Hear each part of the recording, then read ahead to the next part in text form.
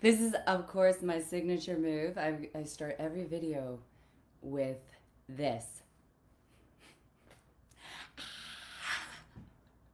How is everybody today? Oh my God, it is gorgeous outside. Just beautiful. So, yesterday I did a post which said, what do you want to let go of moving forward?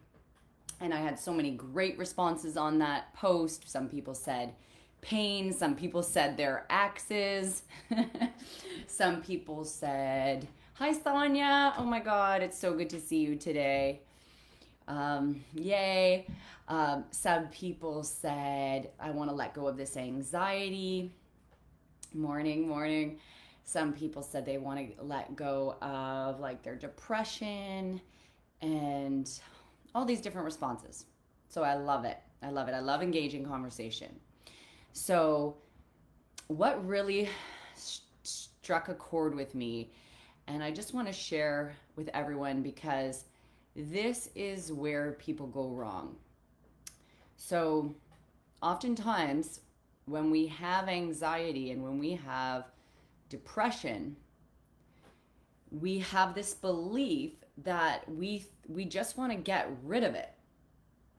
Like, oh, I just want to, even with weight gain, or even, I want to be done with it. I want to take a magic pill and just like, and this, I mean, hence antidepressants, which I am not condoning. I am not condoning.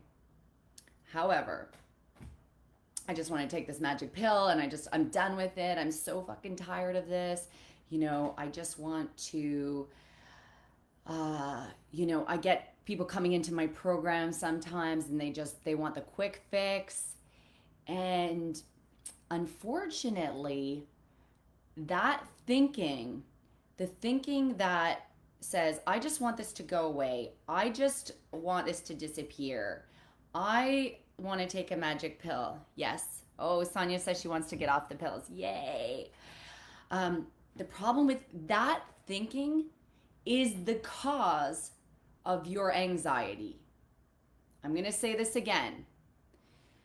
That magic pill thinking is the cause of your anxiety. Okay, why do I say this?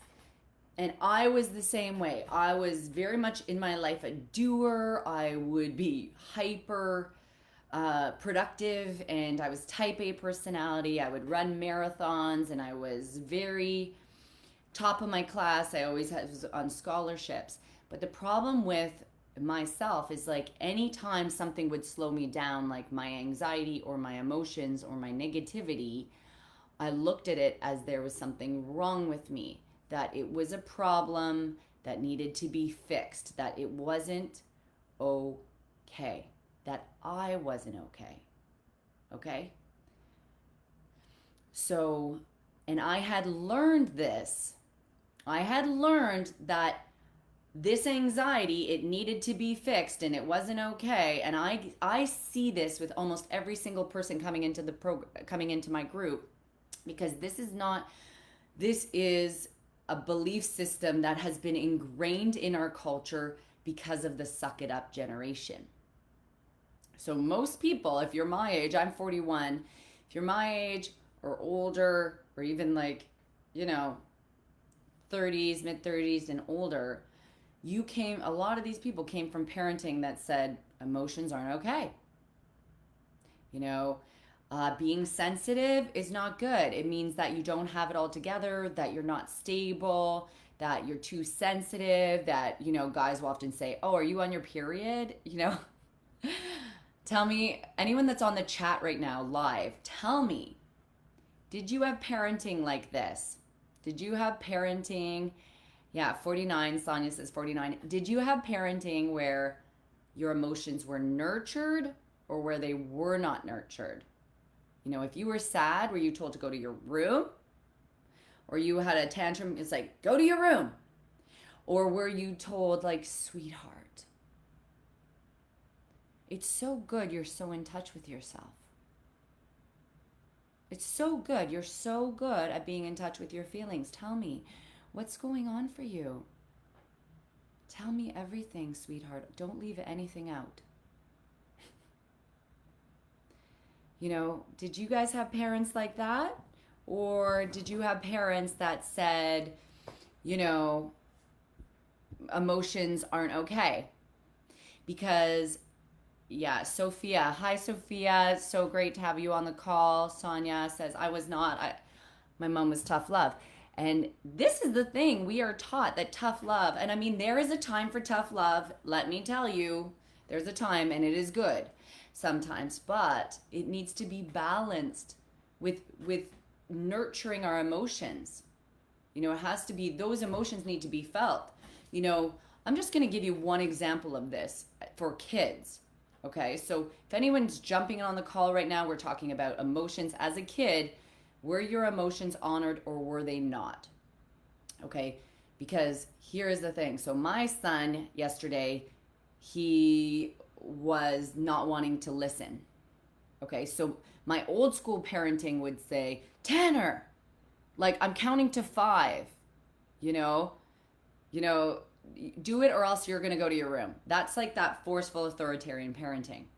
But the thing with me is I can feel people's emotions in my body. So I know if my son is lying or not lying. So when he was like, I got a pain in my heart and like I don't feel like doing my math right now or this. And if I would listen to the way that my father raised me, I would be like this. But instead, I kind of tuned in and I said, "What's going on for you? Why are you being so resistant? Why are you not wanting to do this?" And he's like, "I feel like I miss you, Mom, because I was working a lot."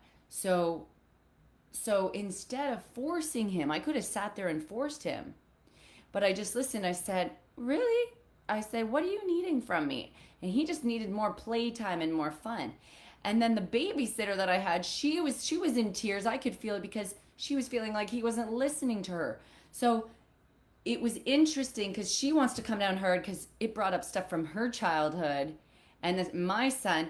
And all that had to happen was both of those people's feelings needed to be acknowledged. And her and I had a conversation in the kitchen and she started bawling. And she realized, oh, it's just like as a child, she wasn't listened to and nobody believed her. And my son, all he needed me to do was take like 20 minutes in my day and give him some tension. And then after that, he got straight to his math. So there's this thing in our culture that when we have anxiety and when we have depression, we treat ourselves like our parents treated us, which we berate ourselves. We say that we what's wrong with ourselves. We say, why are we fucked up and why this is something we need to like hide or get rid of or have it disappear. The key one thing I've learned after having PTSD, sexual abuse, alcoholism, I mean, you name it, is you cannot ignore yourself into wholeness. You cannot ignore yourself into wholeness. Pop a comment in the chat. What do you guys do when you get anxiety? I want to know. What do you do with that anxiety? Because that is the key. Listen to me. This is so important for anybody wanting to shift. The answer that you're looking for your whole entire life, it's in the negativity. It's in the anxiety. It's in the depression. You are like two people, okay? Oh, sorry. Sorry, Sophia. I couldn't read the chat. What did you say? No, father, just my mom. She was tough. Nothing was ever good enough. And she struggles with depression. Yeah, and this is the thing sometimes. If you get a mom that's going through depression, she's just going to want easy and she's going to be tough sometimes because she just doesn't have the energy to deal with it. Or addiction. Yeah. So what else? Raised by my grandmother who gave me love and my dad was cold with no emotion. And this is the thing with dads, man.